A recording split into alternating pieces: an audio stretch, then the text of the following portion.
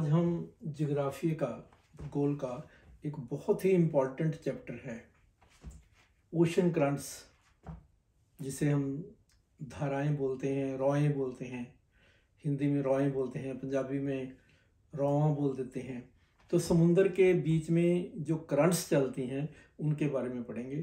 तो ये टॉपिक काफ़ी मुश्किल समझा जाता है, परंतु अगर हम इसको अच्छी तरह से समझें तो ये इतना मुश्किल नहीं है। कोशिश करते हैं कि मैं आपको इसका अच्छी तरह समझाने की कोशिश करता हूँ, फिर जब आप इनको पढ़ोगे तो आपको आसानी रहेगी। तो सबसे पहले हमें ये पता होना चाहिए कि ओशन करंट्स होते क्या हैं। तो ओशन करंट्स क्या है कि समुंदर इतना बड़ा है, हम जानते हैं कि 3/4 भाग तो समुद्र ही है और बाकी धरती है। तो समुद्र के अंदर जो पानी है वो एक जगह स्थिर नहीं रहता, अंदर ही अंदर चलता रहता है। पानी की मूवमेंट सदा बनी रहती है, तो पानी एक जगह से दूसरी जगह चलता रहता है, उसको ही करंट्स बोलते हैं। तो यूं समझिए कि समुद्र के बीच बड़ी बड़ी नदियां, पानी की एक और नदियां एक दूसरे से मिलती हैं, टकराती हैं, चलती रहती हैं, उनको ही हम ओशन करंट्स बोलते हैं। अगर हम इसकी एक बड़ी धारा जो है, करंट है, गल्फ़ की खाड़ी जिसको हम बोलते हैं, गल्फ़ स्ट्रीम बोलते हैं, गल्फ़ की करंट बोलते हैं, जो नॉर्थ अटलांटिक की है, वो इतनी बड़ी है कि दुनिया के जितने भी रिवर हैं, दरिया हैं, वो इतना पानी नहीं ले जाती जितनी वो अकेली ले जाती है। तो ये रॉएं चलती हैं, गर्म भी होती हैं, ठंडी भी होती हैं। सबसे पहले तो हमें ये पता होना चाहिए कि ये चलती क्यों है। तो इनकी स्पीड मापने के लिए पहले आपको पता चाहिए कि मोस्टली क्या बोलते हैं कि इसकी स्पीड पर मीटर 1 सेकंड में कितनी है, पर सेकंड कितनी है, मीटर कितने मीटर पर सेकंड है, या फिर पर नॉट बोलते हैं। नॉट पर आवर होती है, मीटर पर second, not per hour. Not कितना होता है? लगभग 1.15 माइल होता है। तो इससे इनको मापा जाता है। तो सबसे पहले हमें ये पता होना चाहिए कि रॉएं जो हैं, करंट्स हैं, वो कितनी तरह की होती हैं। पहले तो सरफेस के ऊपर चलती हैं और डीप चलती हैं। यूँ समझिए कि ये वाला सी है, ये वाला यूँ समझ लीजिए कि सी है, ये वाला उसका बॉटम है, ये उसका सरफेस है। कुछ रॉएं तो इसके ऊपर चलती हैं, यहां तक इतने एरिया में चलती हैं, ऊपरी वाले हिस्से में, उसको हम सरफेस बोलते हैं। तल के ऊपर चलने वाली लहरें, जो मूवमेंट है वो तल के ऊपर होती है। और ये लगभग टोटल करंट्स का 10% होती है। बाकी डीप ओशन जितना भी 1 किलोमीटर, 2 किलोमीटर, 3 किलोमीटर जितना भी हो, 10 किलोमीटर तक गहरा हो, तो गहरी अंदर ही अंदर वो 90% चलती है। ये जो सरफेस वाली होती हैं वे मोस्टली पता किससे चलती हैं? टाइड्स की वजह से, हवाओं की वजह से, विंड्स की वजह से, वही इनको चलाती हैं। तो एक तो होगी सरफेस वाली और एक डीप। दूसरी होती है हॉट और कोल्ड। हॉट और कोल्ड, जैसे हम ये वाला हमारी धरती है, तो ये वाला जीरो इक्वेटर है। तो अब हमें पता है कि जीरो इक्वेटर पे सूर्य की किरणें बिल्कुल सीधी पड़ती हैं, बिल्कुल बिल्कुल सीधी पड़ती हैं, तो वहाँ पे गर्मी बहुत जाती है, तो उस एरिया में ज़्यादा गर्म होता है, पानी गर्म हो जाता है। तो दूसरी तरफ इधर जो पोल हैं, पोल की तरफ हम जैसे बढ़ते जाएंगे वहाँ ठंड होती है, इवन बर्फ जमी रहती है, तो वहाँ पानी ठंडा होता है। तो जो गर्म पानी और ठंडा पानी ये एक दूसरे की ओर आता है। तो कुछ स्ट्रीम जो है, कुछ करंट जो है भूमध्य रेखा से पोल की ओर चलते हैं, उनको हम ऐसे चलती है, ये हॉट होती है। क्या होती है? हॉट। और कुछ ऐसे चलती है, इनको हम कोल्ड बोलते हैं। तो 4 तरह की होगी। सरफेस के ऊपर चलने वाली जो हवाओं की वजह से होती है, दूसरा गर्म और डीप वाली, फिर गर्म और ठंडी। जो गर्म है वो भूमध्य रेखा से पोल की तरफ चलती हैं, और जो ठंडी है वो पोल से भूमध्य रेखा की तरफ चलती हैं। तो ये 4 प्रकार की पहले तो हमें ये पता होनी चाहिए। उसके बाद आगे आता है ये इनके पीछे वजह क्या है, ये चलती क्यों है। मेन समझने वाली बात ये है कि ये चलती क्यों है। पहला रीजन है इसका, हम इसको करते जाएंगे विंड्स, हवाएं।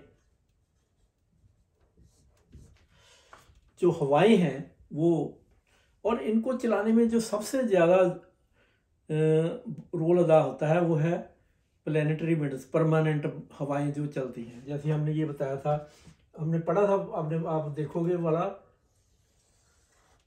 तो ये वाली भूमध्यरेखा की और ये वाली, तो जो परमानेंट विंड्स हैं, पहली तो होती है ट्रेड विंड जिनको हम बोलते हैं, व्यापारिक पौने, उनकी दिशा ऐसी होती है,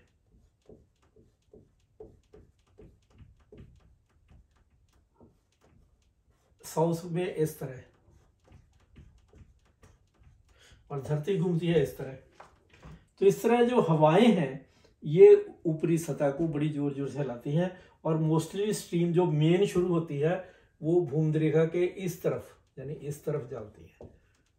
ऊपर वाली को हम बोल देते हैं नॉर्थ इक्वेटरल करंट, थर्ली को सदर्न इक्वेटरल करंट। तो मेन हवाओं की तरफ से पहले तो जो भूमध्यरेखा के ऊपर है ये दो चलती हैं, तो इनको जो हवाएं हैं वो चलाती हैं। हम अब समुद्र के किनारे पे भी जाओ, खड़े हो कभी, तो साई साई की आवाज़ आती है, वहाँ पे हवा चलती ही रहती है। समुद्र की लहर आती है, अगर तेज तूफान आ गया तो बड़ी दूर दूर तक लहरें जाती हैं, अगर नहीं भी हो, थोड़ा भी हो, तो 10-20 फीट तो इधर उधर पानी हमेशा चलता रहता है। तो पहली वजह तो इसकी ये हुई कि ये जो समुद्र में लहरें, करंट बनते हैं वो विंड्स की वजह से, हवाओं की वजह से। दूसरी होती है टाइड्स, तो विंड्स की वजह से लहरें बनती हैं, तो वो भी मूवमेंट ही है। टाइड्स क्या होता है, जैसे चंद्रमा पूर्णिमा के दिन वो लहरें ऊपर की तरफ, लहरें ऐसे होती है, हॉरिजॉन्टल होती हैं, टाइड जो है खींचती हैं। लहरें कब आती हैं, पूर्णमासी के दिन चंद्रमा खींचता है, सूरज खींचता है, उनकी वजह से भी पानी ऊपर नीचे भी होता है और इधर भी चलता है। तो विंड्स और टाइड्स दोनों की वजह से समुद्र में सदा ही हलचल रहती है, और जो करंट है वो चलती रहती है। और जो समुद्र और टाइड्स हैं वे सिर्फ सरफेस के ऊपर, जो तल के ऊपर चलती है ना, उनको ही चलाती हैं। उसके बाद आ जाता है इसका नंबर 2 पे टेम्परेचर।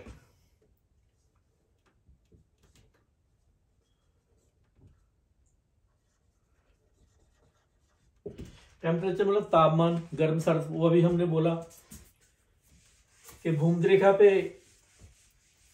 12 महीने 30 दिन गर्मी पड़ती है, पोल ठंडे रहते हैं, तो टेम्परेचर गर्म और ठंडा, वो गर्म पानी हो जाता है, उधर ठंडा पानी होता है। गर्म पानी और ठंडा पानी आपस में मिलने के लिए एक दूसरे की तरफ चलते रहते हैं। उनकी वजह से सिर्फ ताल वाली नहीं, जो डीप वाली ओशन है वो भी चलती हैं। तो ये गर्म जैसे हम बोलते हैं गर्म पानी के करंट्स और कोल्ड करंट्स। तो जैसे खाड़ी की स्ट्रीम है, गल्फ स्ट्रीम है, वो गर्म पानी की है, लैब्राडोर की ठंडी की है, कैनरी ठंडी की है। इस तरह गर्म और ठंडी हर समुद्र में चलती है। तो ये गर्मी की वजह से टेम्परेचर बराबर करने के लिए, जैसे आप वैसे ही देखो, कई बार क्या होता है कि गर्म पानी और ठंडा पानी अगर हम मिक्स करें, इधर में ठंडा पानी भर दो, इधर गर्म पानी, ये दो रखो, ये 2 टब हैं सपोज करो, ये वाले, इनको इस पाइप से जोड़ दो। यहाँ पे गर्म है, हॉट है, यहाँ पे ठंडा है जिसे हम कोल्ड कहते हैं। अगर इनको जोड़ेंगे तो ये पानी मिक्स होके बराबर हो जाएगा। इधर ठंडा पानी इधर, गर्म इधर, और दोनों का पानी जो पहले गर्म था ठंडा था वो बिल्कुल नॉर्मल कोसा सा हो जाएगा। तो ये गर्म पानी और ठंडा पानी आपस में मिलते हैं। तो तीसरा है इसका रीजन जो वेरी वेरी इंपॉर्टेंट है, वो है सैलिनिटी, मतलब नमक की मात्रा, जिन्हों बाकी था। तो नमक कैसे बढ़ता घटता है इसका, फिर वही बात, भूमध्यरेखा के इर्द गिर्द गर्मी पड़ी, पानी उड़ गया, तो नीचे समुद्र का पानी, उसमें जो साल्ट की मात्रा वो ज्यादा भरी होगी। इस तरह पोल्स पर भी होता है। पोल्स में क्या होता है, समुद्र में बर्फ तो जम जाती है, जो बर्फ होती है उसमें सॉल्ट नहीं होता, जो बाकी बचा पानी फिर रह जाता है, बर्फ को नहीं बन पाती, उसमें साल्ट की मात्रा ज्यादा हो जाती है। तो कहीं पे साल्ट की मात्रा ज्यादा, कहीं पे नमक की मात्रा कम, तो वो नमक की मात्रा भी इनको पूरा करने के लिए आती है। और साल्टी वाटर जो होता है वो नीचे होता है। इसी तरह टेम्परेचर में भी जो गर्म पानी होता है वो ऊपर की तरफ चलता है, ठंडा पानी नीचे की तरफ चलता है। तो इसी तरह सैलिनिटी के ऊपर जो कम खारा होता है वो ऊपर चलता है, जिसमें नमक की मात्रा ज़्यादा होती है वो भारी हो जाता है, वो नीचे चला जाता है। तो इसका एक फायदा भी होता है। सपोज करो ये वाला समुद्र है, ठीक है, यहाँ पे ऐसे करके जमीन है, तो क्या होगा, ऐसे चल रहा है, इधर से पानी इधर को चल रहा है, गर्म पानी का भी, जब कम खारा पानी भी, तो इधर से कौन सा आएगा, ठंडा पानी भी और साल्ट वाला पानी भी। जब वो जमीन से टकराकर ऐसे ऊपर को चलता है ना, तो नीचे वाले जो समुद्र के नीचे वाले के न्यूट्रिएंट होते हैं, जो तत्व होते हैं, पोषक तत्व होते हैं, उनको ये ऊपर ले आता है। उससे क्या होता है कि जो मछलियां हैं उनको खाने के लिए अच्छा सामान मिलता है। तो इस तरह इसको हम अपवेलिंग कहते हैं। तो ऐसे गर्म पानी और ठंडा पानी भी ऊपर आता है गर्म पानी की जगह ले। इसी तरह जो ज्यादा नमक वाला पानी है वो भी ऊपर आता है। जब वो ऊपर आते हैं तो न्यूट्रिएंट लेके आते हैं, पोषक तत्व लेके आते हैं। और जहां पर ऐसे जमीन के साथ पानी ऐसे ऊपर चलता है तो उस एरिया में मछलियां बहुत पाई जाती है, क्योंकि वहां पे फूड मिलता है, न्यूट्रिएंट तत्व मिलते हैं, तो मछलियां वहां आती हैं। तो इस तरह नमक की मात्रा के कारण भी जो करंट्स हैं वो चलती रहती हैं। और उससे बड़ी अब आती है एक और बात, तो वो है चौथा, धरती का घूमना, अर्थ रोटेशन।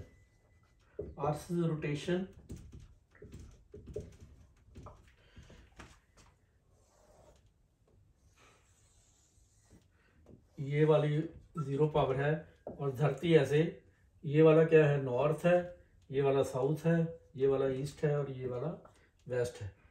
तो इस तरह घूमती है, वेस्ट से ईस्ट की ओर घूमती है।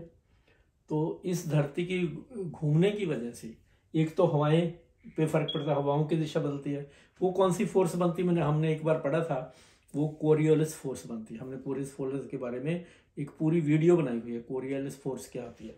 तो कोरियोलिस फोर्स होती क्या है, सपोज करो ये वाला है, यहाँ पे स्पीड हमेशा ज्यादा होगी। जैसे जैसे हम ऊपर की तरफ जाएंगे, क्योंकि धरती ऐसे घूम रही है, सबसे स्पीड यहाँ 1600 किलोमीटर पर आवर के करीब होगी। जैसे जैसे हम नॉर्थ पोल की तरफ बढ़ेंगे या साउथ पोल की तरफ बढ़ेंगे तो कम होती जाएगी।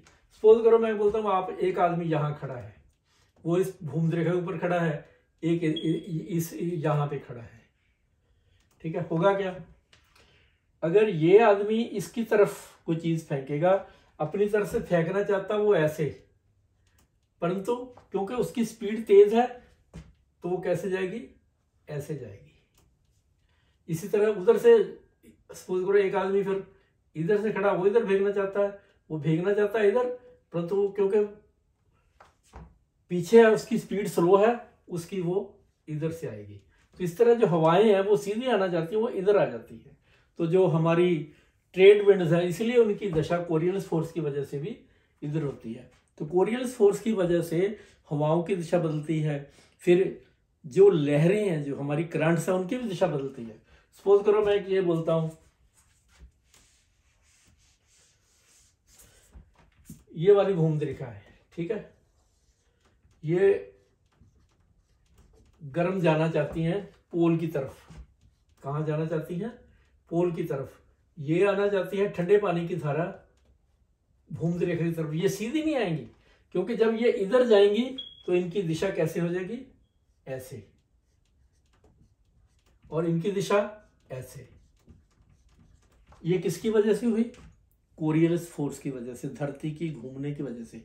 तो धरती की घूमने की वजह से जो हवाओं की दिशा बदलती है, इसी तरह जो विंड, जो ओशन करंट्स है, उनकी दिशा भी बदलती है। यहां पे मैं आपको एक बात समझाता हूं।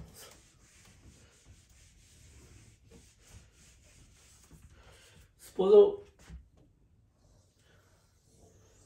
ये वाला 0 डिग्री, ये वाला है नॉर्थ हेमिस्फीयर, ये वाला है सदर्न हेमिस्फीयर। धरती घूम रही है ऐसे। कोरियोलिस फोर्स की वजह से जो हवाएं हैं वो इधर को आएंगी। कैसे, इधर को,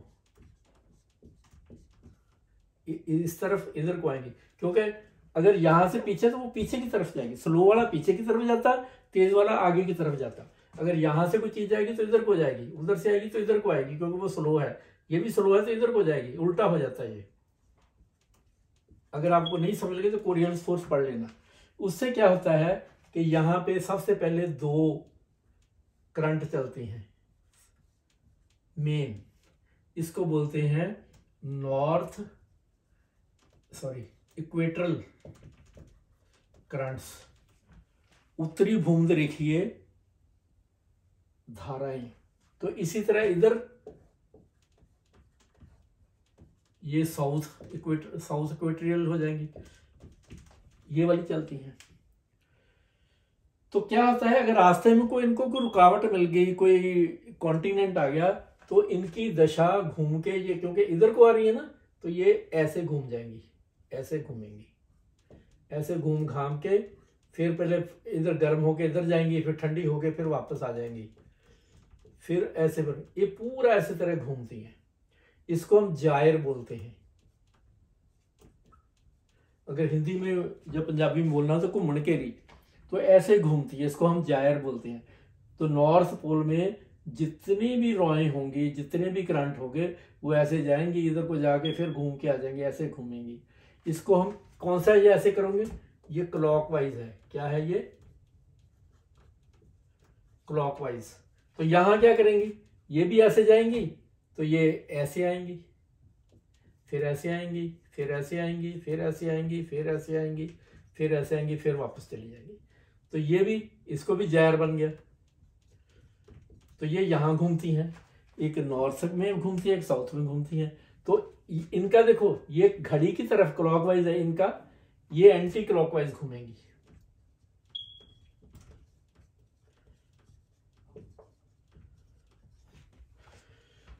तो इस तरह अर्थ की रोटेशन से, कोरियोलिस की फोर्स की वजह से, एक तो इधर को चलती हैं, हमेशा जो रॉय होंगी हमेशा इस साइड को चलेंगी, क्योंकि धरती इस तरफ घूमती है, रोटेशन की वजह से इसकी तरफ जो है, जैसे धरती जा रही है, कौन सा है, वेस्ट से ईस्ट की तरफ, परंतु ये ईस्ट से वेस्ट की ओर चलेंगी जितनी भी रॉय होंगी।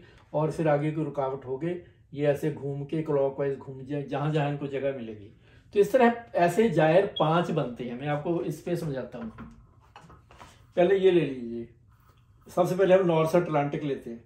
नॉर्थ अटलांटिक ये अमेरिका हो गया, ये साउथ अमेरिका हो गया, और इधर ये वाला सारा साउथ अफ्रीका हो गया, यूरोप हो गया। तो ये नॉर्थ अटलांटिक ओशन है। तो यहाँ पे ये भूमध्य रेखा है, यहाँ पे रॉय आई, ये साउथ अमेरिका से टकरा कर इधर को घूमती हुई ऐसे घूमती घूमती घूमती फिर वापस आ जाएंगी, ऐसे सर्कल मारेंगी। जैसे खाड़ी की गर्भधारा ले लो, ये खाड़ी की जो स्ट्रीम है, गर्भ स्ट्रीम है, ऐसे घूमती घूमती आएगी, और ये वाली जो क्या आएगी, ये इधर से घूमती आएगी, तो ये इधर से आएगी, ऐसे घूमी जाएंगी। तो क्लॉकवाइज घूमेंगी। एक जायर यहाँ बना तो एक ऐसे बनेगी, यहाँ आएगी, ये ब्राजील के साथ ऐसे नीचे घूमेगी, इधर पीरू के साथ, इधर इस एरिए से घूमती घूमती घूमती फिर यहाँ घूमेगी। 2 जायर यहाँ बन गया। यहाँ नहीं बनता एशिया में। एशिया में क्यों नहीं बनता? क्योंकि यहाँ पे लैंड है, तो यहाँ पे यही आता है इस एरिया में। यहाँ से आई, यहाँ से ये नीचे जाएगी, यहाँ से ऑस्ट्रेलिया के पास होती है, यहाँ पे जायर बनेगा। ठीक है। तो फिर इसी तरह पैसिफिक में यहाँ से आएंगी तो यहाँ पे एक जायर बनेगा, ये आएगी तो इधर से बनेगा। तो इस तरह ये क्लॉकवाइज घूमती है रॉयें, ये इस तरह होती हैं। तो इस तरह हर ओशन की अपनी अपनी बड़ी इंपॉर्टेंट रॉय हैं, उसको हम पढ़ेंगे एक एक करके कि नॉर्थ अटलांटिक की कौन कौन से करंट्स होते हैं, पैसिफिक ओशन के कौन से होते हैं, फिर हिंद महासागर में कौन से होते हैं। क्योंकि ये 5 जायर बनते हैं, एक नॉर्थ अटलांटिक में, एक साउथ अटलांटिक में, इसी तरह नॉर्थ पैसिफिक में, और एक साउथ पैसिफिक में, और एक इंडियन ओशन में। तो ये अपने तरह से पांच ऐसे सर्कल मारती हैं रॉय। कौन कौन सी मेन रॉय हैं उनके बारे में हम अगली वीडियो में डिटेल से पढ़ेंगे। तो ये हो गया चौथा, अर्थ रोटेशन, और साथ में कोरियोलिस फोर्स या कोरियोलिस इफेक्ट।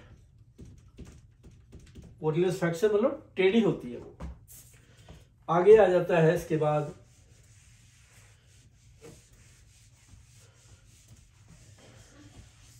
तो कोरियोलिस फोर्स के बारे में अच्छी तरह पढ़ने के लिए अब हमारी एक वीडियो है, उसको आप देख लेना। तो आगे है लैंड।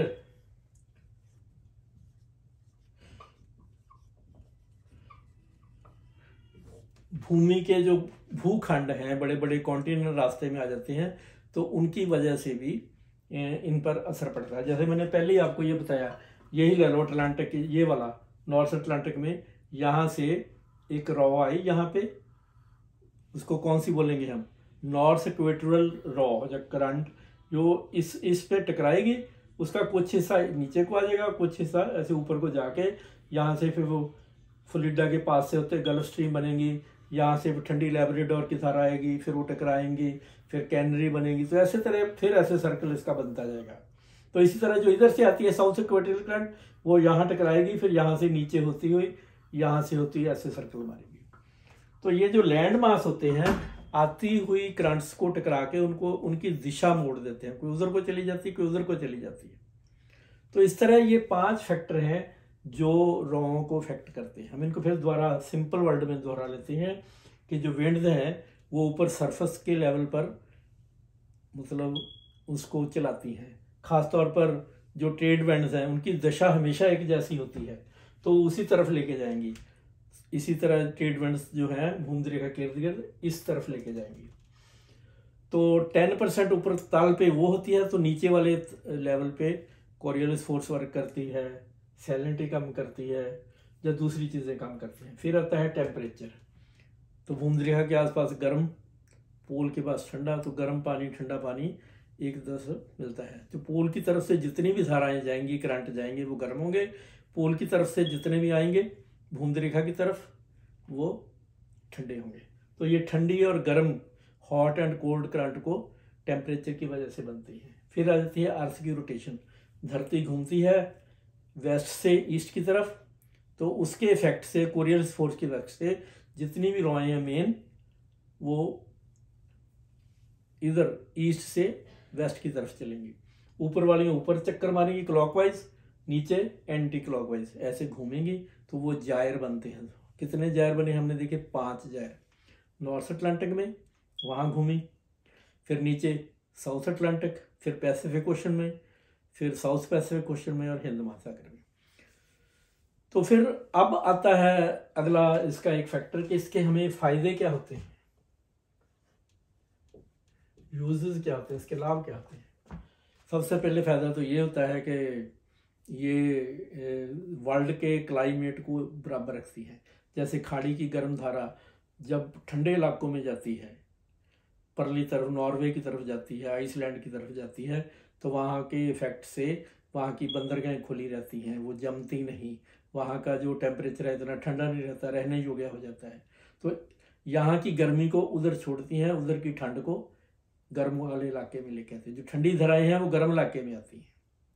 ठीक है, तो पहली गल तो ये क्लाइमेट को चेंज करने में वर्क करती हैं। दूसरा, जहाँ कहीं कॉन्टिनेंट के पास या कहीं ज़मीन आती है, तो नीचे वाला पानी जब ऊपर को आता है उससे टकराकर, तो वहाँ पे वो क्या अपवेलिंग जिसको बोलते हैं, वो अपने न्यूट्रिएंट लेके आता है नीचे से, तो वहाँ पे मछलियाँ बहुत मिलती हैं। फिर जब कहीं गर्म पानी की धारा और ठंडे पानी की धाराएं आपस में मिलती हैं, जैसे इधर हमने देखा था कि इधर कनाडा के न्यू फाउंडलैंड के पास ठंडे पानी की कौन सी धारा, लैब्राडोर की ठंडी धारा, और इधर से खाड़ी की गर्म धारा जिसको हम बोलते हैं गल्फ स्ट्रीम, वो जब पास में मिलती हैं तो गर्म और ठंडा पानी मिलने से क्या होता है, धुंध होगी, और वहाँ का वेदर मतलब फिशिंग के लिए इतना अच्छा हो कि फिश ही फिश होती है। इस तरह जापान के पास भी है, यानी एक गर्म पानी की और ठंडे पानी की, एक ओआइशू है, एक कुरिशु है, ये आपस में मिलती हैं, तो वहाँ पे मछलियाँ होती हैं। तो ये मछलियों को पैदा करने में भी बीमारी होती है। दूसरा, जब पानी चलता रहता है, कहते हैं ना, अगर पानी खड़ा रहे तो गंदा होगा, समुद्र का पानी खड़ा रहे तो उसमें स्मेल आने लगेगी, परंतु ये पानी सदा ही चलता रहता है, हमेशा ही। लहरें कभी रुकी हैं? लहरों से तो बिजली पैदा करने लगी है, क्योंकि लहरें आती हैं, उसकी पावर को यूज करके इलेक्ट्रिसिटी पैदा होने लगी है। तो ये लहरें हमेशा ही चलती रहती हैं। उसकी वजह से क्या होता है कि समुद्र साफ रहता है, इतना गंदा नहीं होता। तो बस आज हमने इन करंट के बारे में जाना कि करंट होती क्या है, कैसे पैदा होती हैं, कितनी तरह की होती हैं, इन पर इफेक्ट कौन कौन पड़ता है, इनके यूजेस क्या होते हैं। पर अगली वीडियो में हम बनाएंगे कि मेन वर्ल्ड में कितनी मेन सी करंट है, नॉर्थ अटलांटिक ओशन और अटलांटिक ओशन नॉर्थ और साउथ, उसमें कौन कौन सी हैं, इस तरह पैसिफिक ओशन में कितनी हैं, इधर और हिंद महासागर ऑस्ट्रेलिया की तरफ एरिया में वहाँ पे कितनी हैं, तो ये कौन सी इंपॉर्टेंट है, वो कैसे चलती हैं, कैसे जायर बनाती हैं, उनके बारे में देखेंगे। और एक ख़ास बात चलो उसी में बताएंगे। तो बस आज इसको हम आप बुक में से पढ़िए, समझिए और ग्लोब साथ में रखकर, नक्शा साथ में रखकर कि कैसे चलती हैं। तो अगली वीडियो में हम इनके बारे में, यानी इनके नामों के बारे में, कैसे चलती हैं, कैसे वर्क करते हैं, उनके बारे में पढ़ेंगे। तो आज बस इतना ही। अगर आपको वीडियो अच्छी लगी तो वीडियो को शेयर करिए, लाइक करिए। ओके।